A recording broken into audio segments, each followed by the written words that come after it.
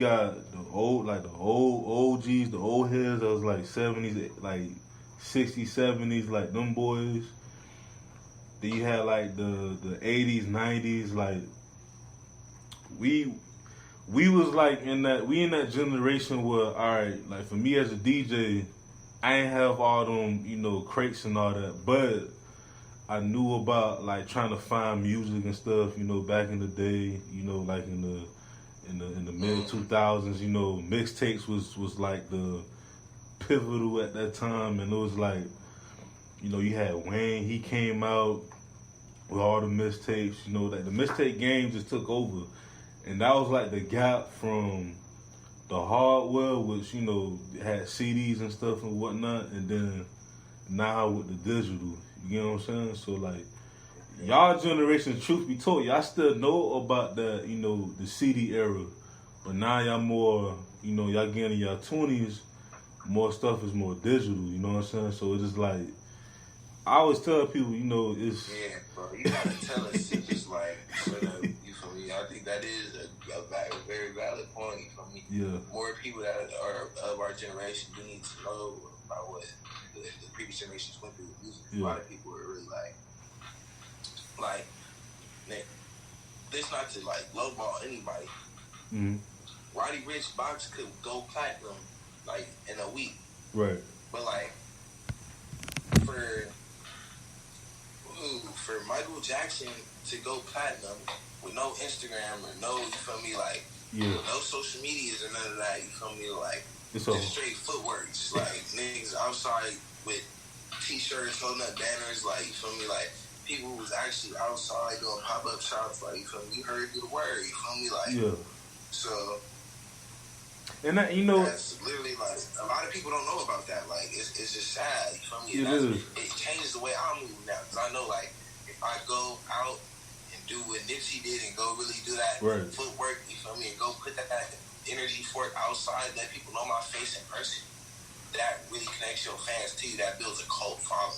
Yeah, and I'm glad you said that, and then it's like, people don't understand, like, at the end of the day, no matter what era you in, it could be the digital era, the cassette, CDs, all that era, they always had a cult following. Like, it's like, I always tell people, do you want to be hot from that moment, or do you want to be a generational, talent? You know what I'm saying? Right. You on your way. You already doing the steps. You started locally. You started being more, hands-on with your fans and stuff. And I know once you grow globally, like, you're gonna still be that person. You know what I'm saying? Like, you're gonna try to be more hands-on. Cause even looking artists in this generation.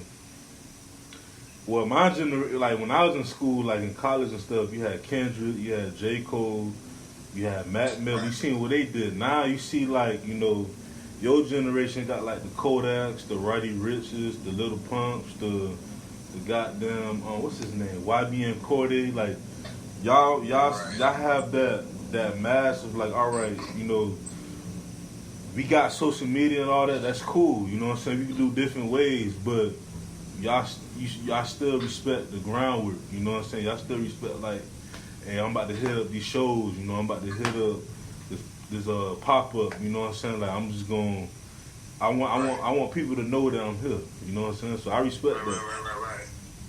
I see a lot of people doing Proud to Pay campaigns and really like, and just like giving away stuff to their fans. I'm really like, I see a lot of artists like really supporting their fan base nowadays because it's going through a tough situation. But like, I really admire that about the rap game right now. Like, you feel me? A lot of people are showing that love back to their artists that was really like buying those tickets for those shows, because like it's a downfall right now. Like we can't do shows, like Yeah, it's like we doing a little like we slipping away with something right now, but like it's dangerous. You know what I mean? Came out of nowhere, And how you and the family doing, and also how are you like trying to be creative during this time? I know it's very challenging. Yeah, man. I've been just like really like locking in, features and like networking with people over the internet. Because one thing I do notice is just like people before, like the family's good though. Like they working from home and everything. You feel me? Yeah, they just staying straight. You feel me? Staying strong. But I've just been on the internet trying to like get in contact with people, not necessarily reach out, but like, well, yeah, I've been reaching out to a lot of people, and a lot of people been reaching out to me. It's just like building that, cause like when you out doing shows and stuff, like you're not really like on Instagram, or you're not really like trying to like. Now a lot of artists in the studio, like me, I've been in the studio like the whole quarantine. Like, I've been trying to like work all the time, like build more music. Like I just haven't been going out to different studio locations. I just been having my boy pull up with his audio equipment and sit up in the crib. We just been making it work like that. You feel me? But a lot of artists have just been tapped in with me, and I've been trying to tap back in with all of them. You know, a couple artists just really put me on their tape recently, or just like put me on the deluxe version of their album, and it's just like I love popping on other people's vibes because people don't. There's a certain type of beat that people don't send me, right? Like they hear what's that and they think I want to be on the club vibes all the time, or whatever, like on party vibes. But I got different types of music. Like I got versatile. I send you like I'm gonna show you after this, but I got a lot of different, like, the whole catalog of different music, you know. So that's why I really like having other people, you know, so I could like swag with they vibe, you feel me, and really practice and not necessarily practice, but you know, get a feel for their vibe, you know, and exercise my versatility. So that's what I've been trying to get in, like with those people who I really feel like will like test me. You know, I've been getting a lot of them back, you know, so that's what what's really been keeping me busy. Is just like locking in with these people, you know, and just, you know, being back and forth and just still trying to show my face as much as I can, you know. I just dropped the music video as well, so it's just like getting all the reaction and feedback from that, you know. I just been like staying up to date, you know, social media, makes sure like people don't forget during this time that it's a lot of great music to be made, you know, and a lot of great entertainment too. Yeah, especially and especially during this time, like this the best time to create music, to create, you know, content, especially for like the fans and stuff like that, because, you know, we all going through, you know, through it together with this, you know, epidemic, this pandemic, or whatever you want to call it. But it's just like for myself, like, you know, being down here in South Florida, I had to remind myself, like, you know, at the end of the day, you know, I still got to grind. You know, I can't, you know, just be scared in the house all the time. Still got to be, you know, alert and smart with it, but at the same time, you know, you got to create the content, because you never know who's gonna listen. You know, you never know who's gonna reach out. And I remember Ariel, you know, me and him, we been cool, I think, for about like a year or two, and he told me about you, and I was like, shit. I love artists from L.A. I always felt like, you know, down the South and the West Coast, I always had like this special relationship, you know, like whenever, like, I love the South. Yeah. I was actually born in Houston, Texas. That's what's up, bro. That's what's up. So you a Texas Cali? Yeah, bro. I lived in Third Ward, Texas, and I lived in South Central Crenshaw District. Yeah, so like, you. I've seen both sides, like. Yeah, you all up in it. So. Yeah, bro. But I really love LA, though. I'm not gonna lie. Like, LA is home, but it's just like it's too much. Like, there's too much love. I got too much love for the city, bro. Right. Like,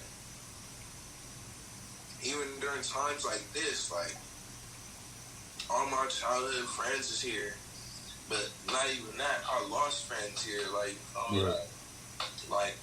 And explain that to the people. Like, explain like the real LA, because, you know, like I said, I like to explain to people about the real Miami.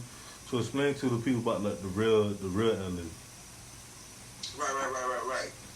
So like, people think like LA is just like, you know, a tourist attraction. Something come through and just like. Right.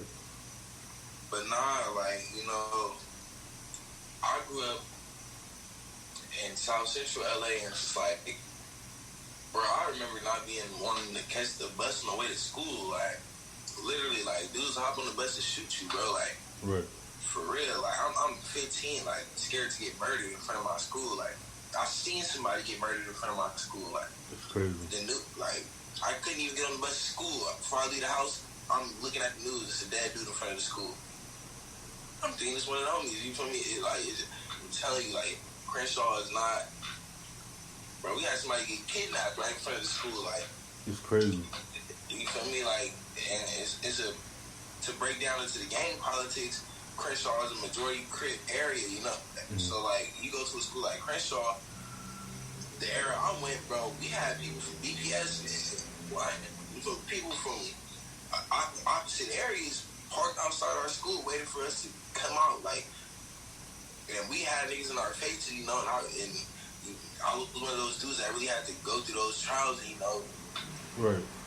And a lot of people did. Like, it's the whole demographic of people that is really, like, stuck in that gang lifestyle of LA. And, you know, you don't even have to be officially signed into it to really be a victim of it, you know? Right. Like, I'm not signed up for no gang, you know? But I lost all my homies that, you feel me, that's really tied into that stuff. I got homies that write me still to this day, you feel me, from YA, you feel me? And the homie in the county right now doing 4 years. Like, it gets to a point where it's predictable. Like, LA is really like, it's horrible, bro. Like, yeah. you come and see here, and if you was to just sit here and watch how people move, it'd be like,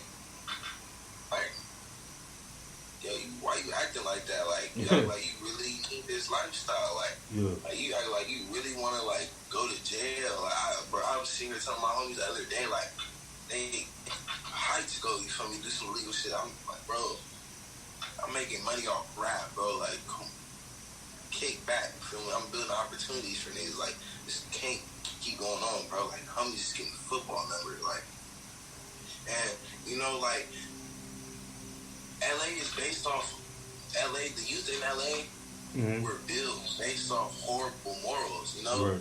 The youth in LA were built off morals. Nipsey touched on this. The people that we call our big homies now, right, they were trained to go by their homies. They were trained by their big homies to go shoot people and just throw the blower and you good. Like, you feel me? Like, there's no camera set up in the city. There's no, you feel me, tracking GPS, iPhones, and stuff like that. There's no audio recordings on you. Like, right, you good. Like, you feel me? Like, people catching bodies and getting away with things. Like, you feel me? People just in the houses and, like, you wearing gloves, you good. Nobody's now. It's different. Like, the world is evolved. Like you just said, it's digital now. Like, you feel me? Like, it's cameras everywhere. You feel me? The homies are getting told and preached to go do this, go do this. And these dudes was trained on the wrong thing. So how can we follow this? Right. How is it even valid anymore? So like that's what the whole LA really is going through. And in a like a long decade, it's been a long time, you know. We've been going through this for a while. Like, young dudes you don't even have to grow up, bro. Like, I grew up in Houston until 5th grade, and I moved. And, you feel me? I grew up, went to middle school, high school in LA. Right. I'm not even I didn't even grow up in the Crenshaw district. As a baby, I'm not even tied to there. I'm tied to 5th Ward, you know. Right. I lived literally, like, there was times where I fell into the gang business. I'm literally I'm a victim of gang, you feel me, gang violence in the city. You feel me? I done literally got shot at before. I done, you feel me, been through these tough ass situations before I turned 18, you know? And so, like, when you look at the generation of soldiers that come out of LA, why there's so many booming people out of LA is because, like, when we get that opportunity, you really cherish it. Like, I sit here and think and feel happy about everything that I have now just with this music stuff. LA is really a tough area to make it out of. Like, people don't see their way out of LA. And people get Metro's building a blue line in the middle of Crenshaw. They're bringing the casino in Inglewood. They're building more stadiums. Property values is raising. People are getting removed from their homes. Like, People are getting evicted, like they're losing. You feel me? Like, on a